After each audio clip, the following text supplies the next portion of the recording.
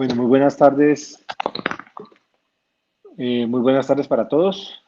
Mm, Vamos a empezar nuestra reunión de fisiología del día de hoy. Eh, Vamos a hablar acerca de anafilaxia, una mirada desde la fisiopatología.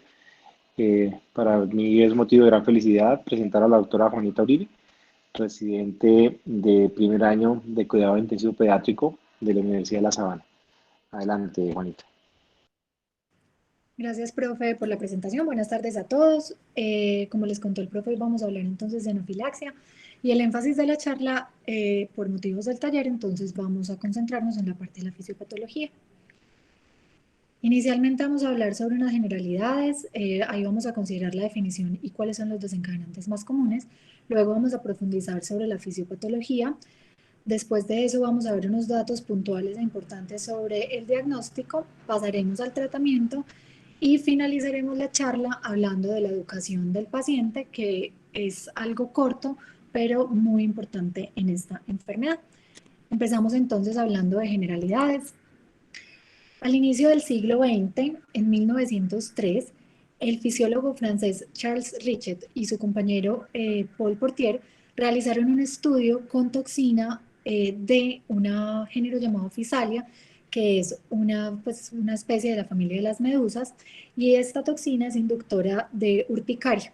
Ellos decidieron administrar la primera dosis y a los 22 días la repitieron para ver qué pasaba. A los pocos minutos de la segunda inyección, observaron que el perro en el que estaban realizando el estudio presentó sibilancias, jadeo, hematemesis y a los 25 minutos murió de una causa por paro cardiorrespiratorio.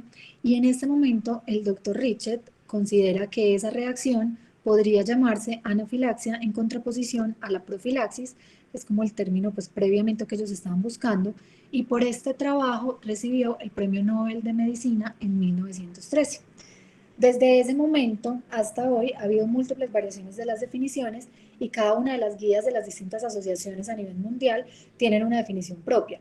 Sin embargo, de forma como general, podemos describir la anafilaxia como una reacción alérgica sistémica aguda, potencialmente mortal, con múltiples mecanismos que la desencadenan y con diferentes presentaciones clínicas.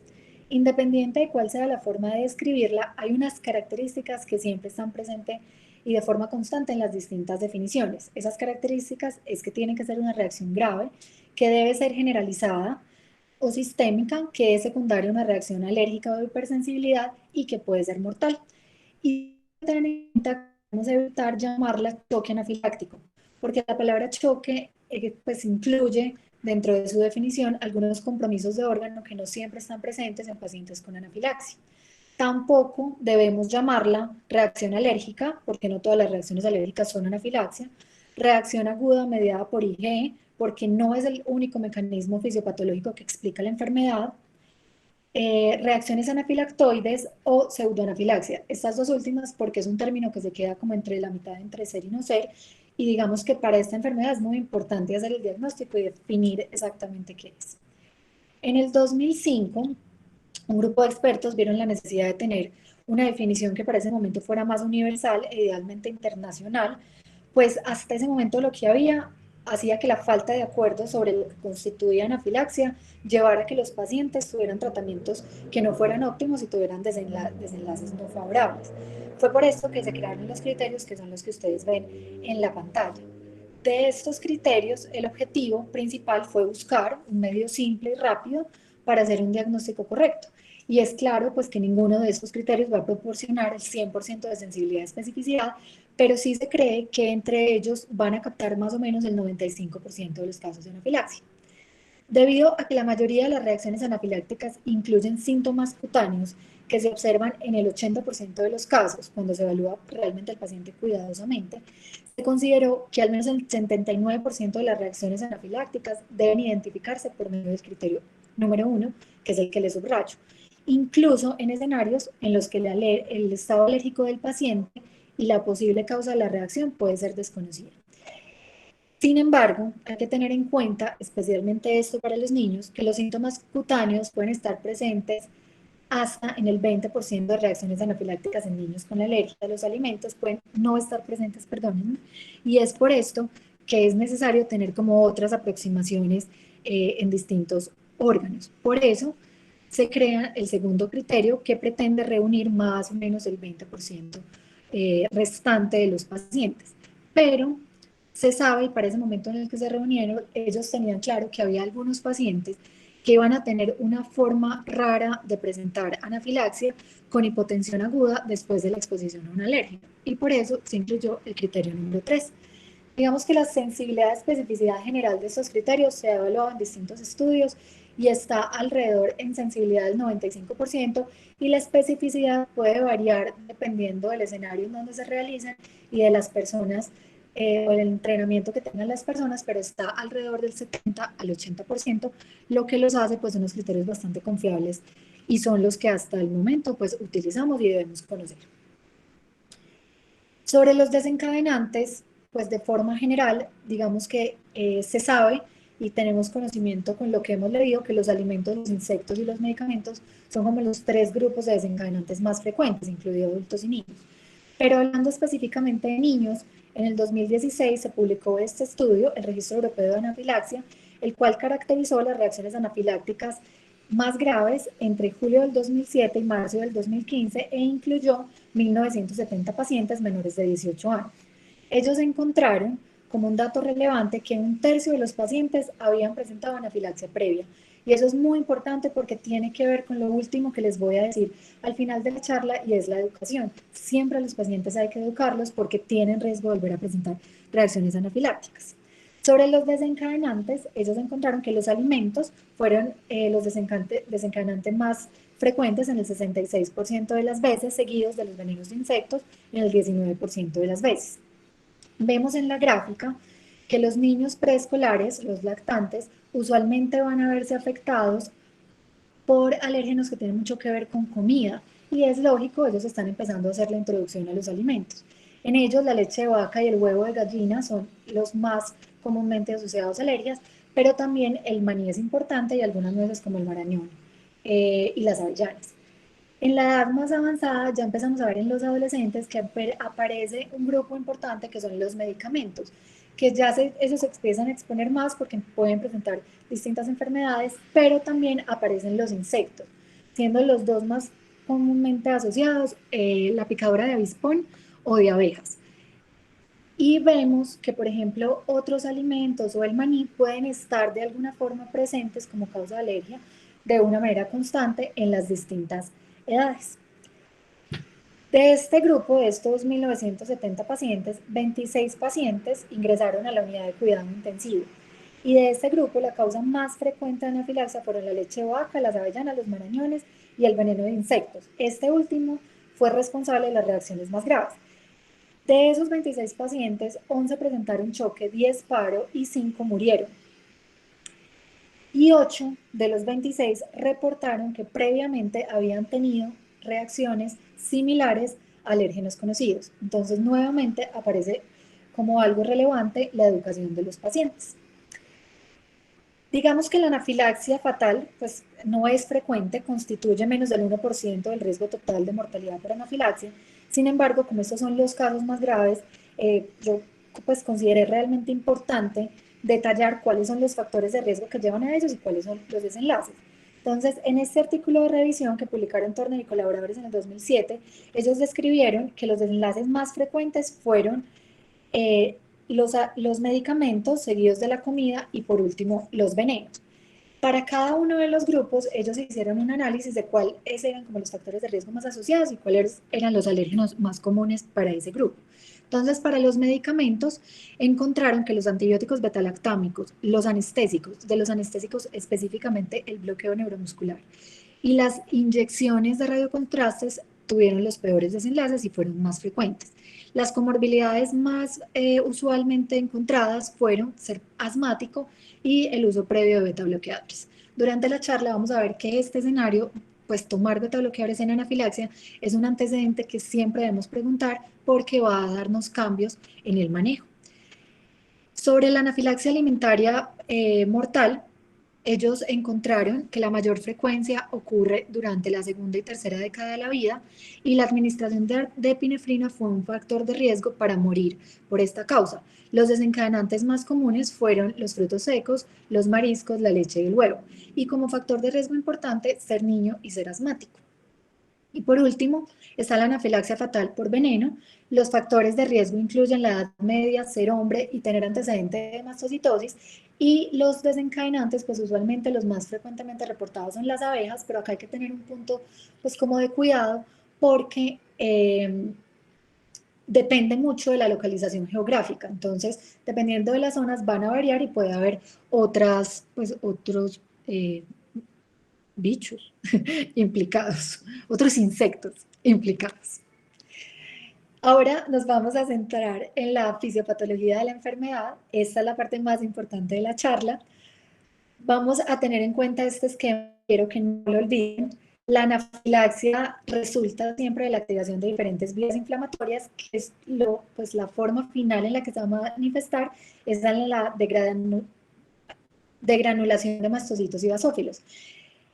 Digamos que hay tres vías que están frecuentemente reconocidas. Entonces, la primera es la vía inmunológica, es la vía que más se describe en la literatura. De hecho, por eso antes se decía que la anafilaxia siempre era una reacción mediada por IgE.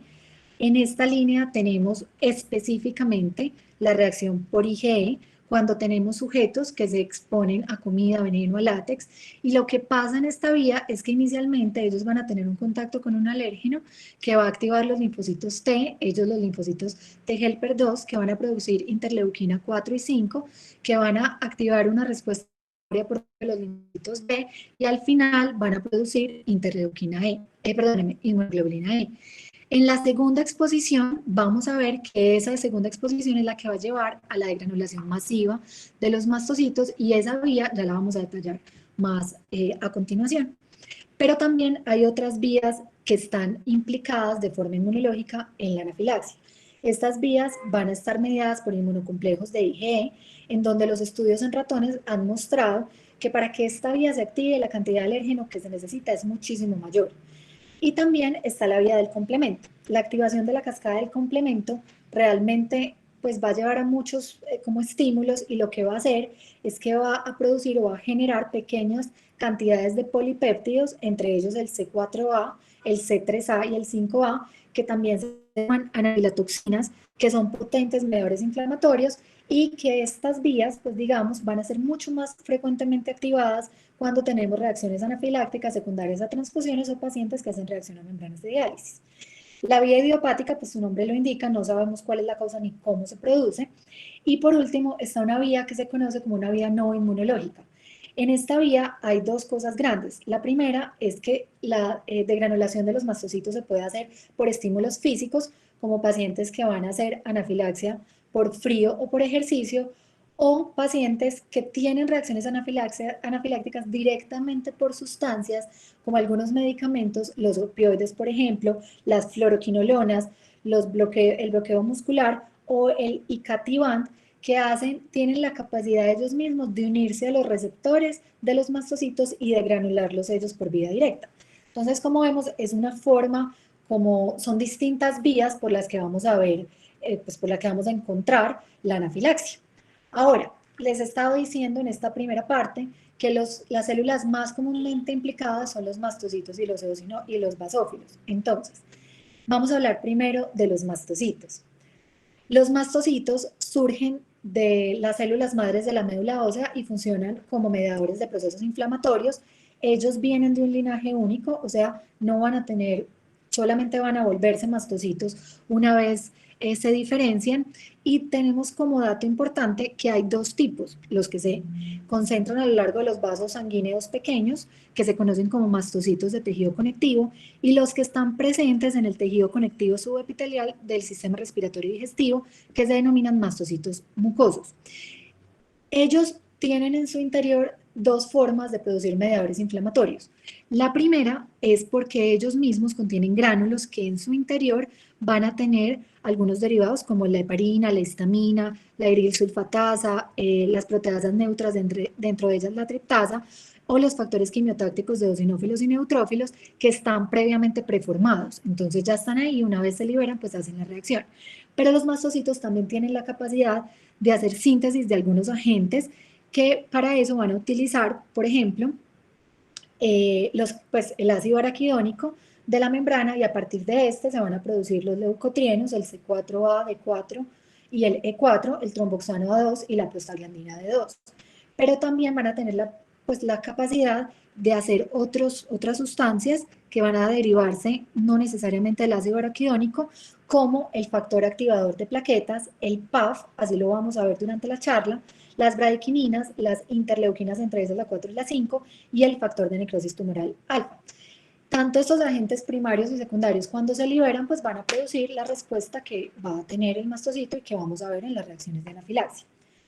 Ahora, yendo un poquito más allá y concentrándonos en la vía específica de la IgE, lo que va a pasar es que la IgE va a captar el antígeno y ella juntica va a pegarse al receptor de inmunoglobulina G. Una vez hay esta unión, ellas van a activar la enilato ciclasa, que va a llevar a que se active la proteína quinasa y que va a tener como paso siguiente la activación, pues la fosforilación de las proteínas, que puede hacer dos cosas. Puede pasar, pues puede dividirse en dos caminos. Por una parte, puede hacer que se libere el calcio, esto va a hacer que los gránulos se fusionen y que luego vayan a liberar sus contenidos en el espacio extracelular. O una vez haya una fosforilación de la proteína, entonces lo que va a pasar es que va a haber una activación de la fosfolipasa que va a convertir el ácido araquidónico de la membrana y que va a permitir secretar tanto leucotrienos, tromboxanos como prostaglandinas. Una vez tenemos ya todas estas sustancias en el torrente sanguíneo, vamos a ver las manifestaciones que ellas presentan. Entonces, conocemos que la histamina, que es la reina, digamos, de la anafilaxia, ella aumenta la permeabilidad vascular, es un vasodilatador, hace broncoconstricción, aumenta la producción de moco. La proteasa neutra, dentro de ellas la triptasa, lo que va a hacer, o su función, es que activa el complemento, especialmente el C3A, y esto va a aumentar la respuesta inflamatoria. Los factores quimiotácticos de eosinófilos y neutrófilos pues llaman más células inflamatorias, los leucotrienos van a aumentar la vasodilatación, las prostaglandinas van a hacer vasoconstricción y también tienen la capacidad de hacer aumento de la producción de la secreción bronquial. El tromboxano va a ayudarnos a hacer agregación plaquetaria, las bradykininas son las responsables de la sensación de dolor y el PAF va a atraer neutrófilos y eosinófilos y también aumenta la permeabilidad vascular. Como les mencioné entonces, esta primera vía es esa vía que les digo acá, que es la vía desencadenada por receptores de alta afinidad, que ya les conté cómo es la mediada, pues o la específica para inmunoglobulina E. Pero esta vía también se puede activar por otras inmunoglobulinas como la G o se puede inducir por el INF, por ejemplo. Esta vía de activación tiene como característica que es una vía que tiene efectos distales con una acción prolongada y digamos es una liberación masiva de los mastocitos, pero no es la única vía. Hay otras vías que están mediadas por proteínas, ¿cierto? En donde vamos a tener una activación de los receptores MRGPRX2 que ellos solitos pueden verse activados por sustancias como los neuropéptidos, los antimicrobianos o la morfina, ¿cierto? Y esta vía se caracteriza porque es una vía con unos efectos mucho más locales, digamos menos sistémicos, y digamos que esta es la explicación en donde los síntomas, por ejemplo, en piel, que vemos en algunos pacientes que hacen solamente lesiones localizadas, pues digamos que pueden ser secundarias a la activación de esta vía. Acá hago un paréntesis para decirles que la fisiopatología de la anafilaxia casi toda se ha extrapolado de estudios en ratones. Entonces hay algunas cosas que en humanos están un poquito desconocidas, como por ejemplo el papel que juega la interleuquina 33. Ella ya se sabe que es una alarmina y se cree que parte de su función es que va a amplificar esa respuesta de granulación de los mastocitos, pero todavía hay algunas como de sus funciones que no son claras. Tampoco es claro las estrategias que hay de control para controlar los mastocitos. Entonces, lo que sabemos es que los mastocitos de granulan, que es lo que están viendo en el video, pero usualmente todas las vías inmunológicas van a tener la posibilidad de tener una vía que las active y una vía que las inhiba. En esta reacción específica de las células cebadas no sabemos cuáles son los mecanismos que llevan a la inhibición. Conocemos que los mastocitos tienen unos receptores, pero se cree que están ahí más para hacer que ellos se mantengan inactivos que para controlar su respuesta una vez se activan. Entonces, realmente sobre las estrategias de control, pues no hay nada específico ni claro en este momento. La siguiente célula efectora que va a tener un papel protagónico en la anafilaxia es el basófilo. Los basófilos tienen como característica que van a tener un precursor común, pero ellos no van a ser de linaje único. Pues algunos de ellos van a dividirse o van a tener como un familiar común que los lleva hacia la línea de los mastocitos, mientras que otros van a pues compartir un precursor común con los eosinófilos.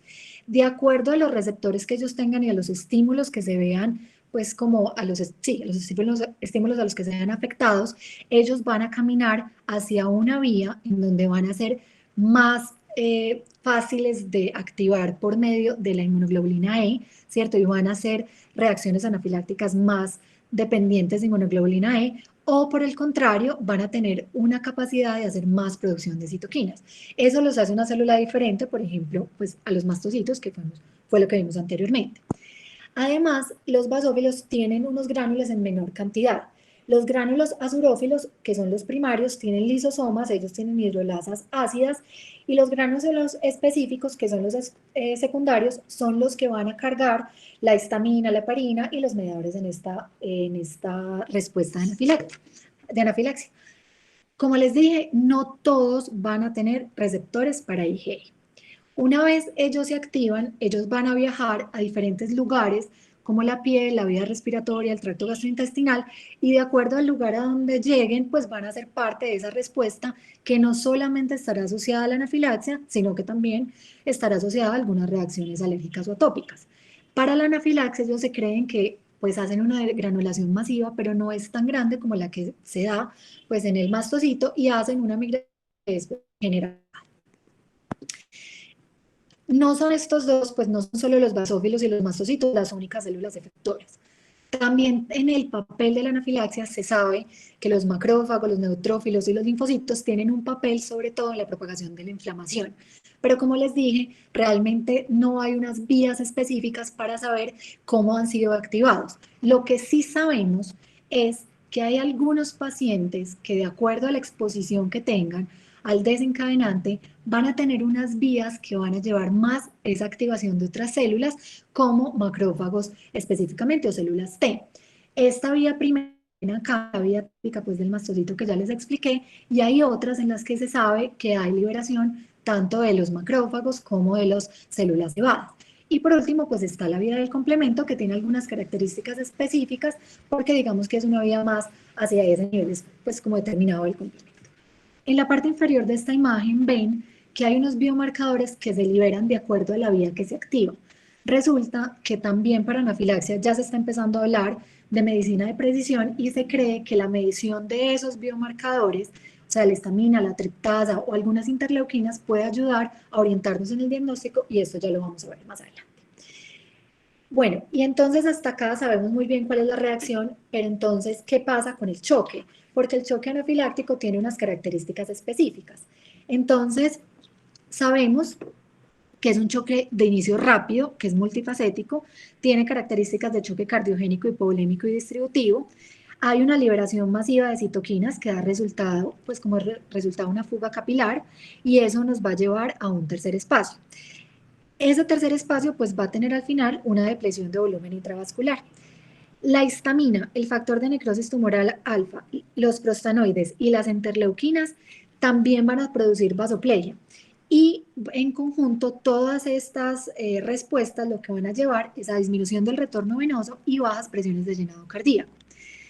Normalmente en los tipos de choque que nosotros vemos, pues la taquicardia, el aumento del volumen sistólico, pues va a hacer que haya una compensación de ese gasto cardíaco para preservar la función sistémica. Pero en el choque anafiláctico hay unas características especiales, y es que particularmente uno encuentra que los pacientes pueden presentar supresión del miocardio y bradicardia, y son como unas características comunes que pueden hacer que la respuesta no pueda controlarse de una manera adecuada.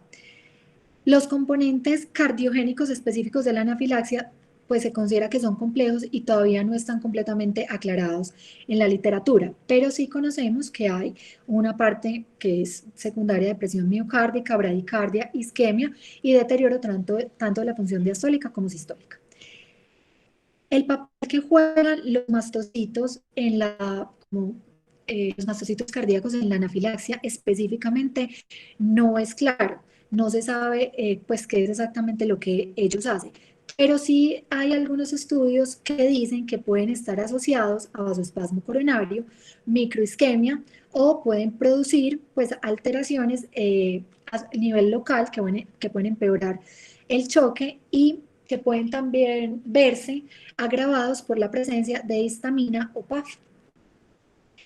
Todo esto puede llevar al síndrome de Kunis, que se refiere al síndrome coronario agudo, que ocurre como una complicación de las reacciones anafilácticas y puede ocurrir como una enfermedad pues, de vasoespasmo o una enfermedad coronaria aterotrombótica, tiene una fisiopatología similar. Pero finalmente también podemos encontrar pacientes que presentan un síndrome de Takotsubo inverso. Eso significa, el que sea inverso significa que tiene características de hipoquinesia transitoria o akinesia de los segmentos ventriculares basales y medios. En la anafilaxia puede presentarse, no de forma frecuente, pero sí puede estar pues, presente el choque anafiláctico refractario, especialmente a la epinefrina. Se cree que la razón por la que los pacientes presentan este choque refractario es porque la activación de la histamina va a llevar a vías de señalización que dan como resultado la producción de óxido nítrico derivado del endotelio. ¿Qué pasa con el óxido nítrico? Entonces, la L-arginina se convierte en óxido nítrico cuando la histamina se une a los receptores H1 durante la movilización del calcio, pues por medio de la fosfolipasa. En ese momento, el óxido nítrico aumenta la síntesis del vasodilatador endógeno GMP cíclico y por medio de la activación, eso se da por medio de la activación de la guanilato ciclasa. ¿Qué hace entonces en este escenario el azul de metileno? Hay algunos estudios que han mostrado que el azul de metileno puede, pues es parte de lo que se ha visto, puede bloquear o inhibir competitivamente la guanilato ciclasa y eso va a reducir la producción de GMP cíclico y por eso podría ser una de las terapias importantes a considerar en el choque anafiláctico específicamente.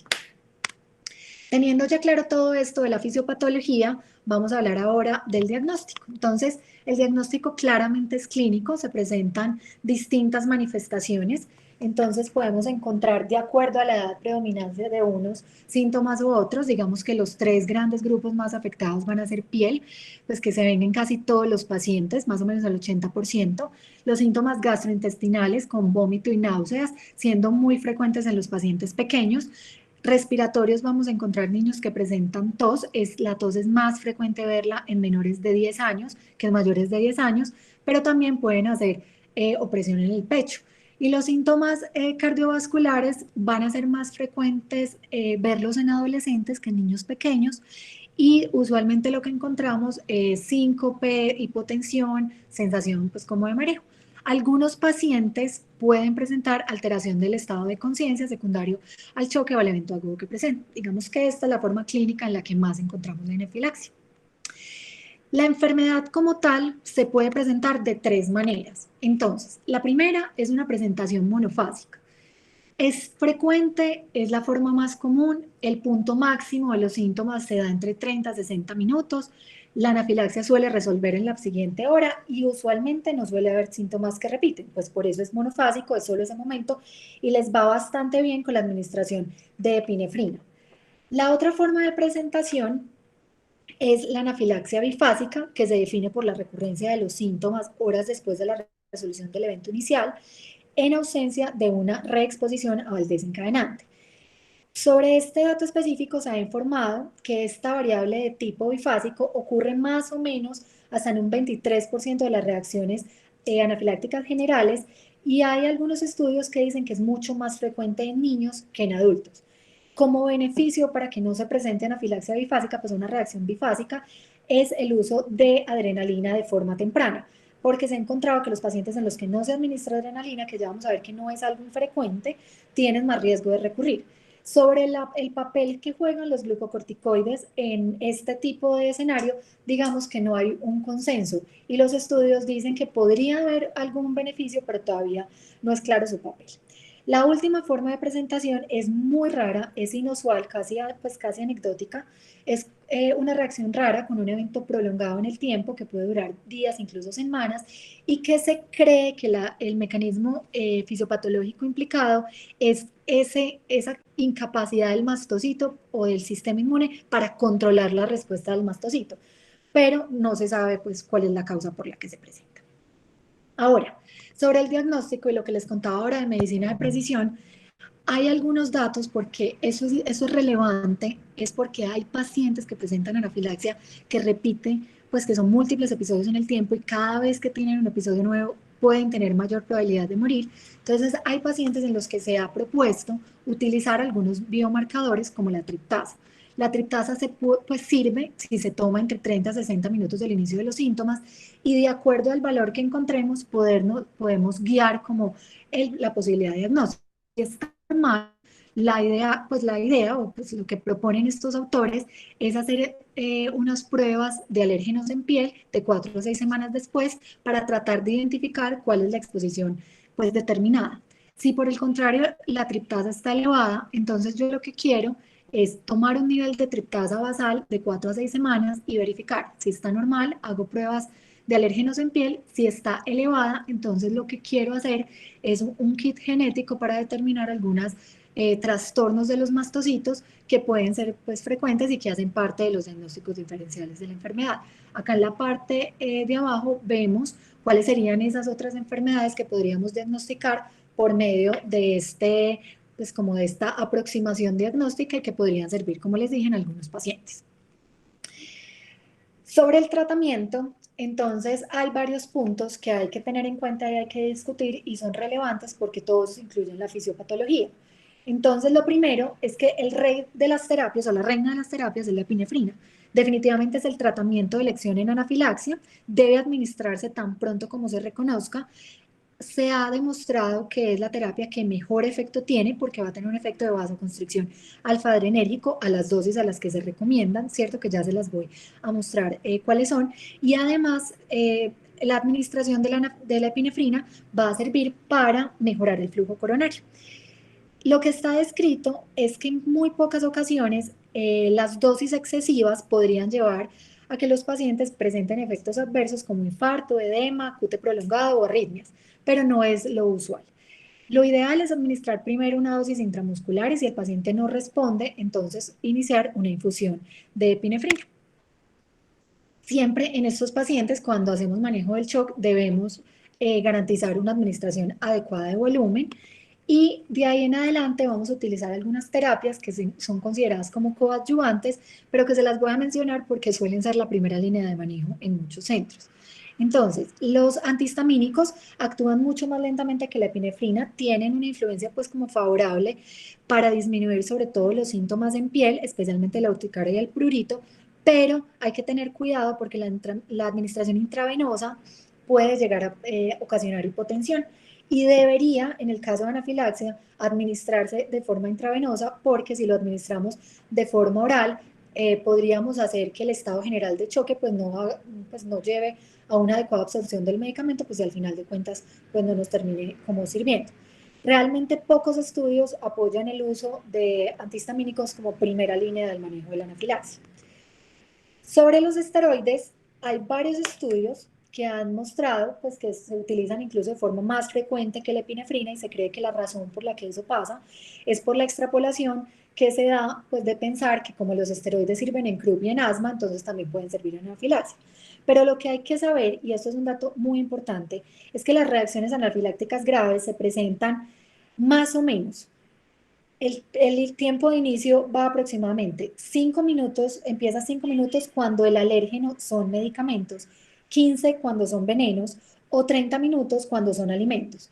Y lo que sabemos es que las concentraciones plasmáticas de esteroides van a demorarse más o menos de 1 a 2 horas en llegar a su pico máximo. Si uno pues une estas dos ideas, pues tiene claro que digamos que la farmacodinamia de los glucocorticoides los hacen unos medicamentos que no son ideales en el escenario de la anafilaxia y por eso no deberían ser la primera línea de acción. Luego de esto vienen otras terapias, sobre todo para pacientes ya con choques refractarios o que no respondan a la terapia inicial, como la dopamina, el glucagón. El glucagón específicamente se debe utilizar en pacientes que tengan, que tomen previamente beta bloqueadores, porque ellos, pues lo que se recomienda es que se haga una expansión de volumen previa y se ponga el glucagón, porque por este medio él va a hacer, pues este medicamento hace un bypass del receptor beta adrenérgico, él activa directamente la adeniciclasa y eso, o sea, pues ese bypass del receptor va a hacer que él pueda ayudar a revertir la hipotensión y por eso es un dato relevante pues en pacientes con este antecedente. Como el glucagón da vómito, siempre los pacientes, sobre todo aquellos que están somnolientos, se les debería vigilar muy bien la vía aérea, o sea, debería estar asegurada y pues verificar que no vayan a tener pues emesis en el momento de la administración.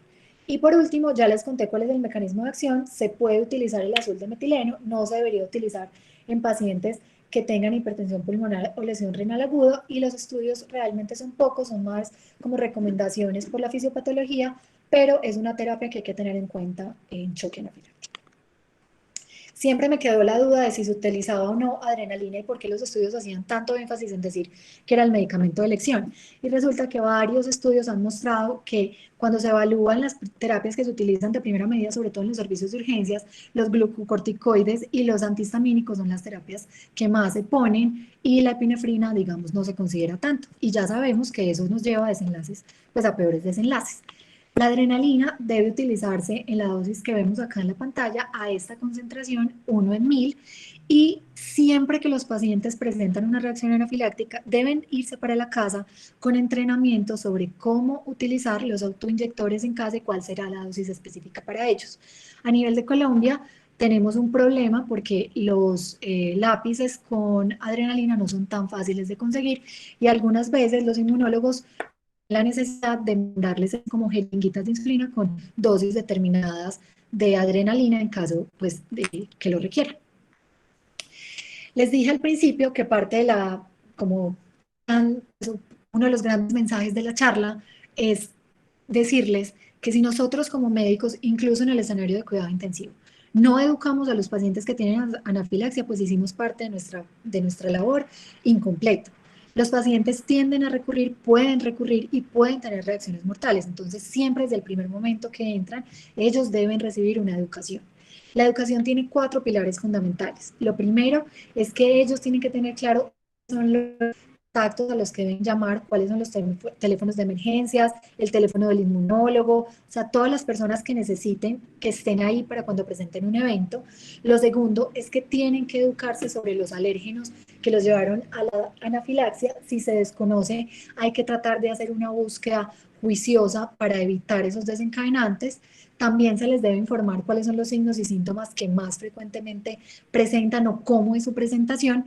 Y por último, ellos se deben ir para la casa entrenados en el uso de la adrenalina autoinyectable de una forma que sea fácil, ¿cierto? Entonces, siempre al final de nuestra intervención médica, esta será como el punto para que los pacientes tengan un riesgo menor de morir. Esto, todo lo que les conté, pues es como la conclusión, es como los mensajes grandes que voy a concluir de la charla.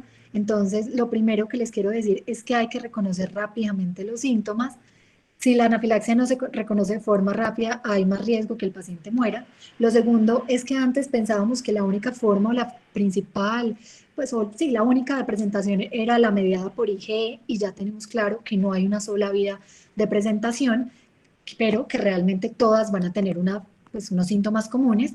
La tercera es que hay un choque que tiene unas características especiales y que puede responder a unas terapias diferentes y que hay que saberlo también enfocar. Y lo cuarto que les quiero decir y que quiero que todos para la casa es que definitivamente la primera terapia en anafilaxia es adrenalina y es la mejor opción que tenemos para nuestros pacientes. Los antihistamínicos y los esteroides son manejo coadyuvante. Y por último, pues vuelvo a hacer énfasis en esto, si el paciente no se educa, pues el riesgo de morir será alto y nuestro papel no habrá quedado completo. Con eso finalizo la charla, les agradezco mucho por la atención y vamos a hacer luego de la discusión el taller. Juanita, muchísimas gracias. Muy bonita tu presentación.